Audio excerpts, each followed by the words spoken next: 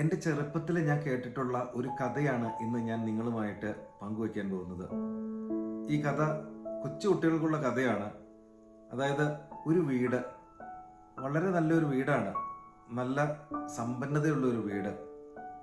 അവിടെ പശുക്കളും ആടുമാടുകളും കൃഷിയിടങ്ങളും എന്ന് വേണ്ട വളരെ സമ്പന്നമായ ഒരു തറവാടാണത്.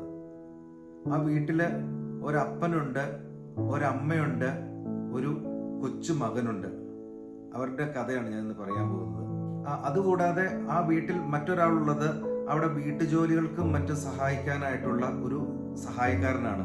എൻ്റെ ഓർമ്മ ശരിയാണെങ്കിൽ അപ്പൻ ഒരു ബിസിനസ്സുകാരനാണ്, ഒരിത്തിരി ഗൗരവ പ്രകൃതിയൊക്കെ ഉള്ളൊരു വ്യക്തിയാണ്. അമ്മയാണെങ്കിൽ വീട്ടിലെ അടുക്കള കാര്യങ്ങളൊക്കെ നോക്കുന്നു, അങ്ങനെ ഒരു വീട്ടമ്മയാണ്. അതാണ് അവരുടെ ഒരു കുടുംബത്തിന്റെ ഒരു അവസ്ഥ. ഒരു ദിവസം ആ വീട്ടിലെ മകൻ അവരുടെ പറമ്പിലൂടെയൊക്കെ ഇങ്ങനെ നടക്കുകയാണ്.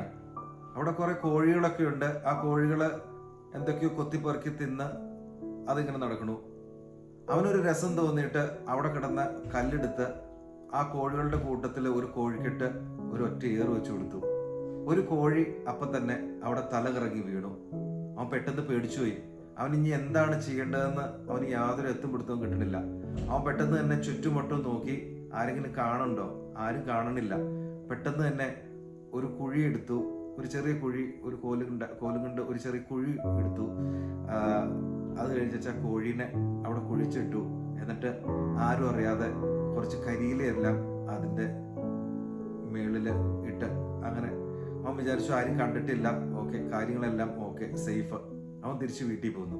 ഈ സംഭവം നടന്നതിന്റെ പിറ്റേ ദിവസം വേലക്കാരൻ ആ വീട്ടിലെ ബാലനെ വിളിക്കുവാണ്. ആ വീട്ടിലാണെങ്കിൽ 100 കൂട്ടം പണികൾ ചെയ്യാനുണ്ട്.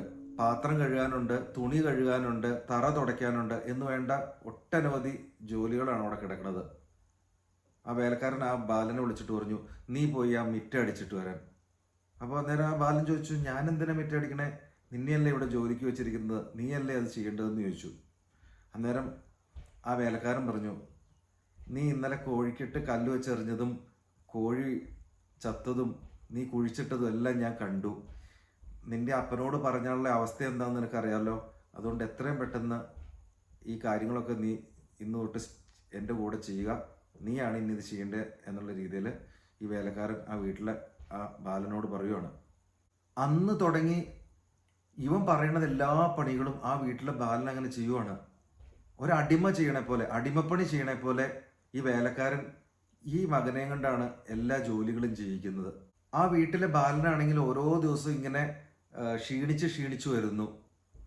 എന്നാൽ ആ വേലയ്ക്ക് വന്നയാളാകട്ടെ യജമാനെ പോലെ ഒരു പണിയും ചെയ്യാതെ അങ്ങനെ വീട്ടിലിരിക്കുവാണ്. അങ്ങനെ കുറേ ദിവസങ്ങൾ കഴിഞ്ഞു പോയി.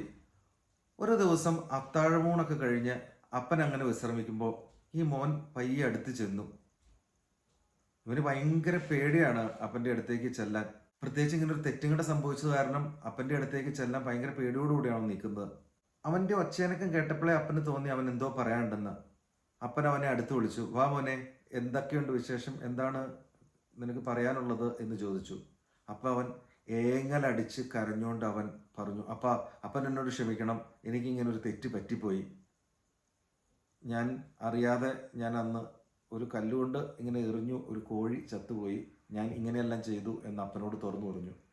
അതിനെന്താ പോലെ, നമുക്ക് എത്രയോ കോഴികളുണ്ട്, അതിലൊരെണ്ണം ചത്തുപോയാൽ നമുക്കെന്താ എന്നെല്ലാം പറഞ്ഞ് അവനെ ആശ്വസിപ്പിച്ച് അവൻ്റെ പുറത്തെല്ലാം ഒന്ന് തലോടി അവനെ പറഞ്ഞു വിട്ടു. പിറ്റേ ദിവസം ആ വേലക്കാരൻ്റെ വിചാരം മറ്റെല്ലാ ദിവസത്തെ പോലെ ആ വീട്ടിലെ ബാലൻ ചെന്ന് എല്ലാ ജോലികളും ചെയ്യുന്ന. പക്ഷെ അന്നത്തെ ദിവസം ആ ബാലൻ അങ്ങ് ചെന്നിട്ടില്ല. പെട്ടെന്ന് തന്നെ വേലക്കാരൻ ആ ബാലനെ വിളിച്ചു. അവനോട് പറഞ്ഞു, പോയി പഴയ പോലെ തന്നെ മിറ്റടിക്കുക, പാത്രം കഴുകുക. അവൻ പറഞ്ഞു, നിന്നെയാണ് ഇവിടെ വേലയ്ക്ക് വെച്ചിരിക്കുന്നത്, നീയാണ് ആ വേല ചെയ്യേണ്ടത്, അത് എൻ്റെ ഉത്തരവാദിത്തത്തിൽ വരുന്നതല്ല എന്ന് പറഞ്ഞു. അന്നേരം ഈ വേലക്കാരൻ പറഞ്ഞു, നീ ആ കോഴീനെ കൊന്ന് കുഴിച്ചിട്ട കാര്യം ഞാൻ നിന്റെ അപ്പനോട് പറയാൻ പോവാണ്. അന്നേരം വളരെ നിസ്സാരമായിട്ട് മോൻ പറഞ്ഞു, നീ ചെന്ന് അപ്പനോട് പറഞ്ഞു, ബാക്കി കാര്യം ഞാൻ നോക്കിക്കൊള്ളാം എന്ന് പറഞ്ഞു. അപ്പോഴാണ് അവന് മനസ്സിലായത് അവൻ ആ ചെയ്തത് വിഡ്ഢിത്തമായി പോയല്ലോ എന്ന്.